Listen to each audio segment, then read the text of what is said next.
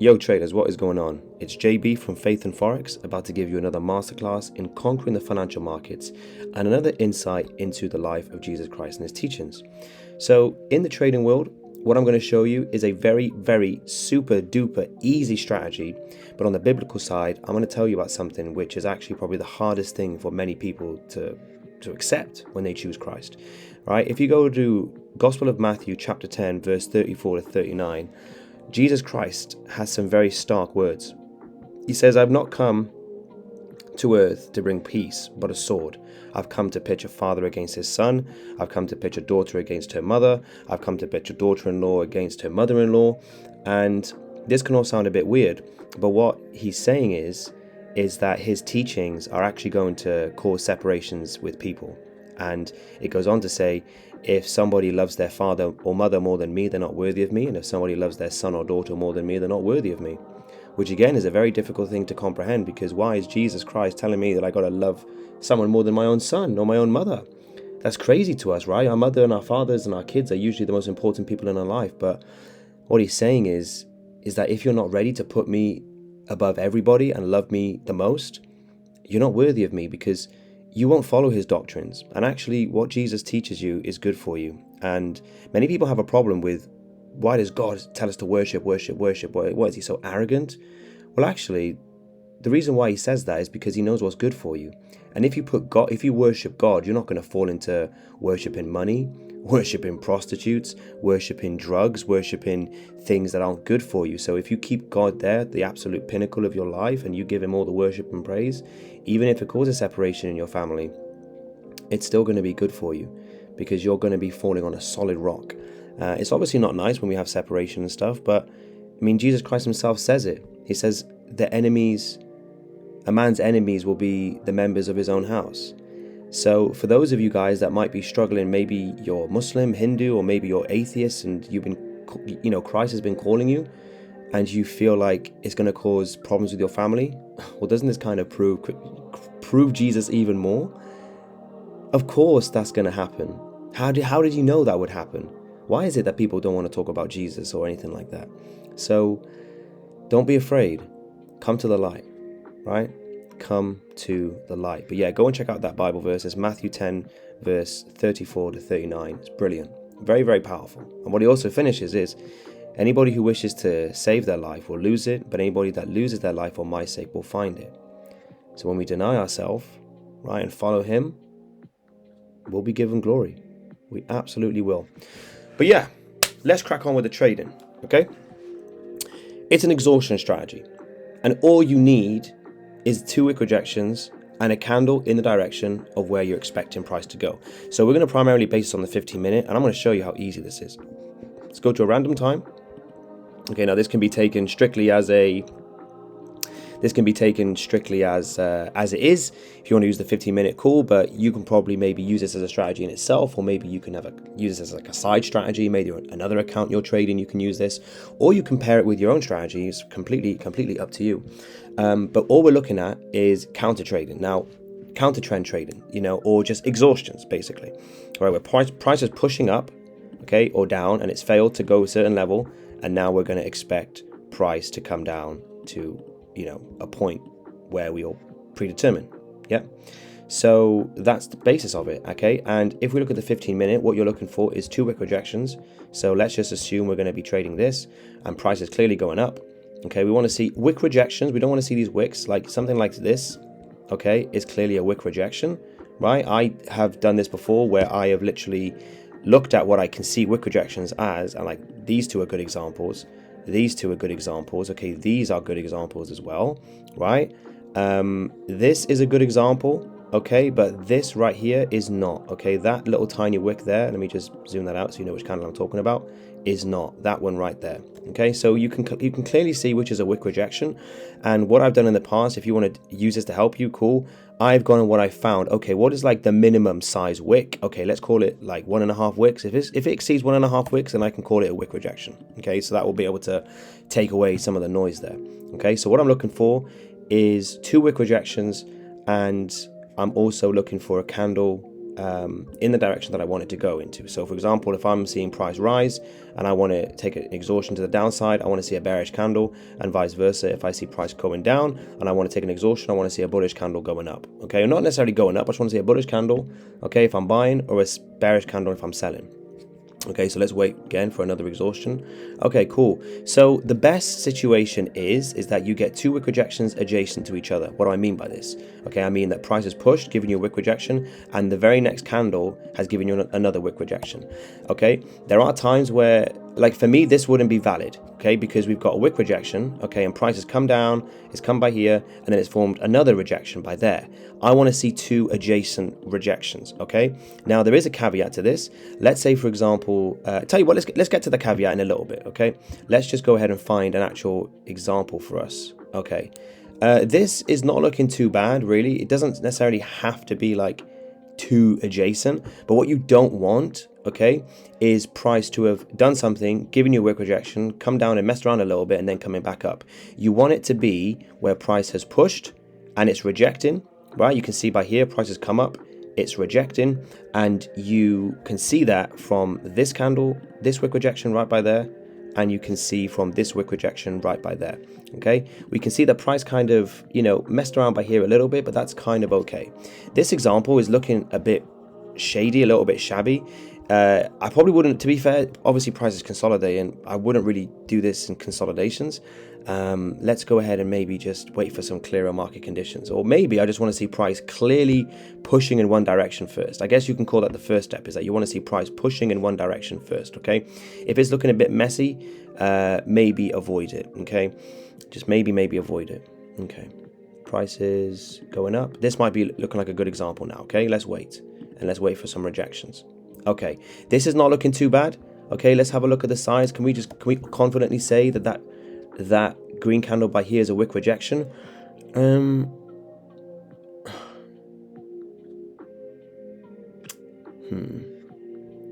I guess we can. It's not looking too bad. Yeah, we can use that. That looks decent. I don't know why my eyes were playing tricks on me there. Okay, so once you found the push, okay, that's the first step, finding that push. Okay, then you wait for one wick rejection, two wick rejection, and then if this was a green candle, all you're looking for now is a bearish candle. Okay, it doesn't have to have the wick rejection. Okay, same if you're buying. All right, so the two wick rejections. What you do now is go to the bodies. Okay, go to the wicks. If one of these candles, the body is a little bit lower, you can extend it if you want. I would include both of the bodies where the wick rejections are. And what you're doing is you are now waiting for price to come into that zone. And once you've done that, you're going to set your stop loss probably around, I tend to do about 1.5 pips to the top if I'm trading the Australian dollar, but you can maybe just do like 2 pips or so. I like to go from about 1.5 pips from the entries, but I can keep it to about 1 pip if I want to. Something like this, not looking too bad. And then what we're going to do, we've got two options. We're either going to target the previous level where that push came from, or we're going to hold our trade and we're going to have a nice push by here. It depends. That bit's completely up to you. But really, if you want to take some profits, you can. I wouldn't really take these trades if you don't have at least maybe 1 to 1.5 or 1 to 2. 1 to 2 really you should be going for. Okay. But yeah. Wait for price to come back in, okay? And now the trade is set. We just go. Bang. Fantastic. Okay? So if you want to have this go, if you want this to push down and you expect that to happen, what do you think you guys are going to need to do to the previous trade? Realistically. Probably two things, okay? Number one is probably take partials, okay, if that floats your boat. Or if you want to hold the full position, okay, set it to break even. Yeah, there's no need for this trade to have gone into profit and then go against you. Okay, obviously there's news, so you guys probably would have just thought to yourself, well, news is coming in about 2 hours or so. What you can also do is you can make a decision as price gets to buy here. Okay, you can say, well, do you know what? If price comes by here, let me see how it reacts, because we know sometimes that price will just go down like that, like so. But you can say, well, I'm going to see how it's going to react, and maybe off the first piece of evidence that it's going to rise, maybe you just close it. Okay, maybe you sacrifice 2R to go for 1.7, and you say, right, this, I'm still confident after this. Well, this green candle by here is very strong evidence, so I don't think you shouldn't really be thinking like, oh, I'm confident it's going to go down. you have to be at that point there, at least be starting to get a bit cautious. That's going to reverse against you. Okay, but yeah, set that to break even, and then if you want to see price push lower, you can, or you can wait to see how price reacts by here and then set to break even or close out your profits. But ideally, the most conservative option is where price has pushed, you want to go to the previous level. Okay, so let's go ahead and look at some more examples. Okay, right then, what I'll do is I'll just keep looking. Remember, this is exhaustion, right?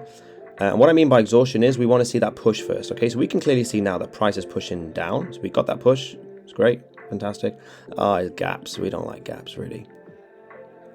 Okay, situations like this are quite interesting. So, but let's just keep it consistent. Oh, hang on a second. I think someone might have messaged me. Sorry, guys. Okay, cool.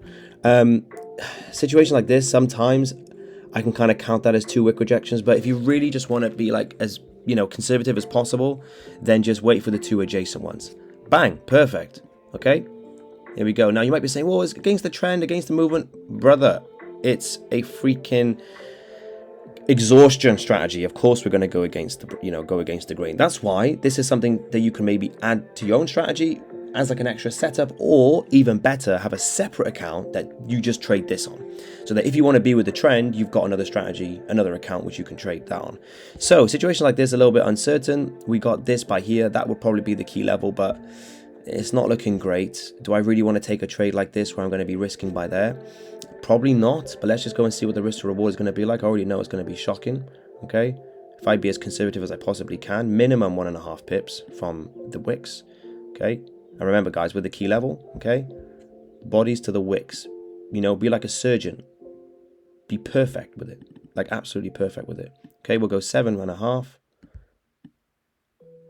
Okay, it's not looking great for me, really. So I'm probably going to avoid taking this trade, yeah?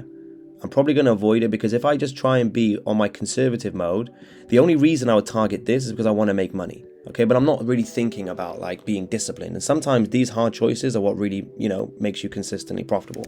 So let's see if this would have worked out for us. Good thing we didn't take the trade, huh? So that's sometimes good for you, right? For some reason, the market works like this. Whereas if you have like a consistent process where you don't want to take trades and it's not worth it, don't risk it, brother.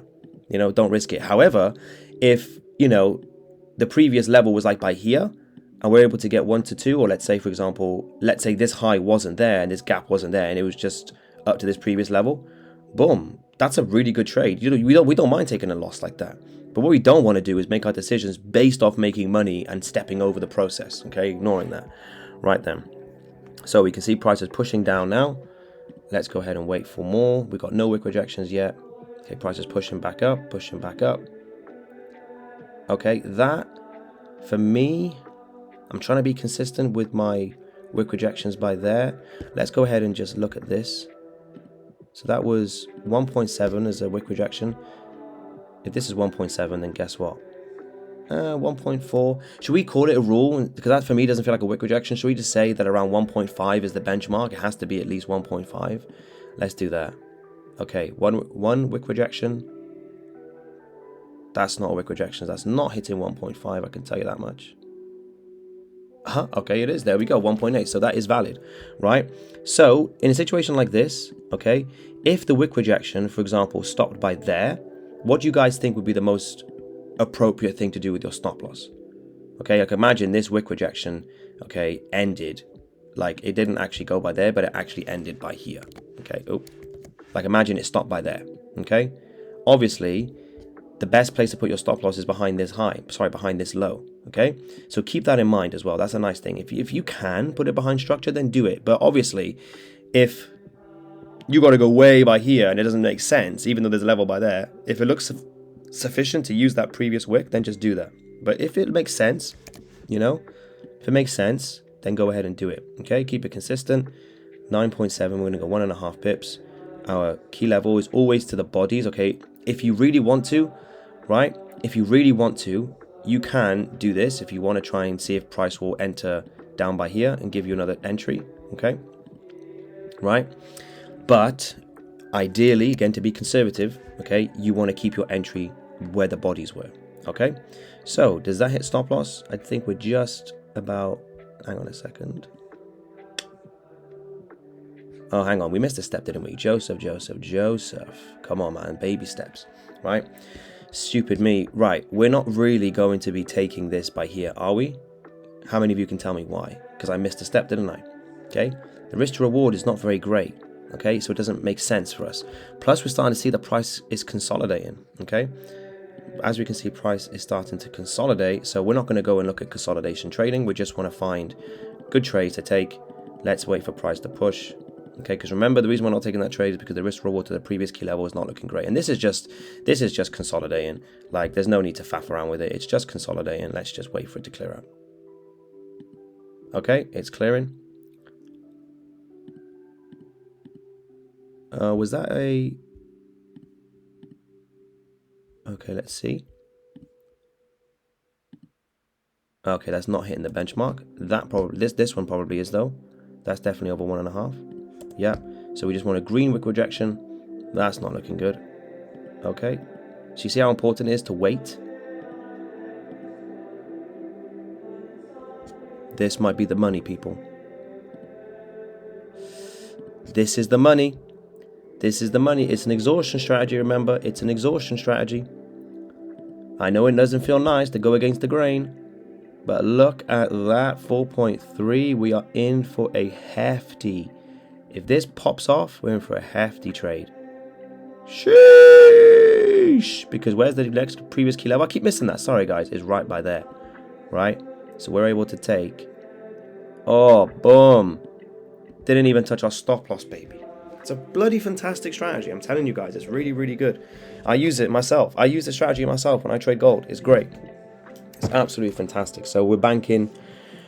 We didn't take those trades. Why? Because the previous level. Okay, and guys, you might be arguing, well, was this the previous level? Don't be silly. Okay, look at that. That's not a swing high or swing low. That's nothing. It's just a pause. Clearly that's the previous level. Now you might be saying to yourself, well, this was a consolidation. Okay, where's the previous level? Right? Okay, good point. You could use this by here, but I guess what you can say is aha, follow that same thing. Well, what were we talking about in the first trade, right? Okay, actually, let me explain that. So, when you have a situation like this where you're in a consolidation and you're looking for the previous level, okay, this can kind of be like your major target, but you want to just look directly to the left and ignoring everything that you see about consolidations, key levels, just delete everything. And all you need to do is go back. If you're looking to buy, you go back and look for the first high. Boom, right by there. Okay. Do you have at least 1 to 2 to get there? Yes, we do. We got 1 to 5. Now, if you want to target this one now, you absolutely can. But what are we going to do? We're going to wait to see how price reacts around here, or we can instantly set it break even and hold it, or we can go partials. We can do what we bloody well want to, really, whatever feels good for us. Okay. For me, what am I doing? I would have been happy, right? I probably would have held my trade, and then as I start to see price coming down by here, I probably would have closed it early. So likely I'm probably closing, let's say we're closing it for 1 to 4. I'd close it for 1 to 4 and I'd enter another trade like so. Yeah, I would just think to myself, well, the market's moving nicely. I've got literally a perfect trade right by there. Okay, what's that, 8? Because that was 1.5, wasn't it? Oh, what the heck? What did I type in? 1.5, let's call it 7.9. And by here, we go for 1 pip from the entry. So 8.1. What you doing, lad? There we go. Do we have at least... Okay, yeah, we do. Let's go for 1 to 3. Let's see if this pings off. So now what we're doing, we're waiting for price to get back in there. Don't take any trades until price comes back in, like so. And boom, boom, boom, boom, boom. Give us the money, please. Okay, it's messing around. Right, when it messes around, 2 choices. You can either set break even, you can close out your trade, or you can just hold it. Okay, but it's unlikely that price is going to go in our direction now, honestly. It is. Okay, forget what I'm talking about. So you're just milking it right now, bro. Damn, you're just milking it. This would be a very, very good week for some of you who had this strategy. Well, you know, damn. Okie dokie. And we'll just do one more. Okay, we'll do one more. So price pushing, we had a wick rejection. This is a pretty good example. I haven't seen this before. We'll use this example, then we'll finish it off, okay? We can see that this is a key level. First things first, we always want to just as we're planning our trades, we want the same criteria. Doesn't matter if we're in consolidations or not. 2 wick rejections. Okay, first things first, is that valid? Because I know if that's valid, then this is going to be valid. What are you going to do in a situation like so, when I told you that what you have to do is draw your key levels like this, okay, to the bodies, right? You want to extend it as much as you can, okay, not like this, okay, you want to do this. There's going to be times where the inverse will be true when, you're looking to buy, like down here. You just capture the biggest zone in relation to the bodies of the candles, okay? So include both the bodies, and you'll get something like this. But if you're in a situation like this, okay, where you think to yourself, well, I know the risk to reward is going to be absolutely shocking. Okay, let's extend that a tiny bit. I know the risk to reward is going to be shocking. Okay, so that's going to be 7.6, just to show you guys. Let me just type it in. Okay. Hang on a minute. Yeah, and then that's 7.7. Call it 7.6, whatever. It's not good enough. Okay, what I can do is, I can be, now that I've got this key level to sort of back me up a little bit, because these 2 wick rejections have been showing that this key level right by here is sensitive. So now if I say to myself, well, look, I can kind of do something a bit cheeky. I can put my entry somewhere like here, right? 4.3, and now, and only if price comes to this particular zone, I'm going to take the trade, and maybe I'll just tackle a 1 to 2. Do we get it? Bang, boom, it's okay. We're going to finish by there, guys. Oh, actually, hang on, let me finish off. When it comes to maybe re-entry, let me talk about this, because technically, we still have maybe a valid setup, okay? In my opinion, I would just wait for, if you take a stop loss, I would just follow the same process again. Don't try and make stories up. Don't try and be like, oh, well, actually, this level was still valid. Let me just extend the stop loss and go again. I would just literally do just scrap it all, delete everything, yeah? Delete everything, new setup, okay? Do I have two wick rejections by here? Well, we spoke about before how we could kind of include this, but ideally we just want 2 wick rejections, but that's okay. There's a wick rejection by there, and that's by there, that's strong evidence. Do you know what? Okay, now it makes sense to go ahead and do that again. Okay, let's just see though, can I get the risk to reward? If I can get the risk to reward to the next key level, I think it was 6.2, correct? And then, yeah, we're not looking great. There's no way I can readjust this. There's no previous key levels. So we're going by there. There's not enough. So I'm not going to set the trade. Even if it goes like this, I'm not going to set the trade. Fantastic. There we go. And if you want to start this process again, how big was this? Yeah, 1.7, but there's no way that's going to be enough. Okay. This was this key level. This wick left a nice key level, but we could have got an entry, right? We could have got an entry like so, or you could have done this if you wanted to. Okay, 2 situations. The most conservative, the best options to do that, but the one that will probably offer you more profits, but maybe less entries or less times of working will be this. But this will give you the best, definitely the best risk to reward. So we should be thinking about taking these trades where it's appropriate. Okay. Now, because price is pushing down, okay, if you have a setup planned and you don't get the entry and price is pushing, okay, and if it comes back, okay, to take this, you're being really eager, you just want to see this, then stop what you're doing and think for a second. You're not evaluating what's currently happening. Okay, new setups are forming. If a new wick rejection setup forms, automatically the previous one is done, finished. We're not doing it no more. A new setup, and that's it. We're going to wrap up by there, guys, and thank you so much for watching. Please subscribe, please drop me a like, drop me a comment.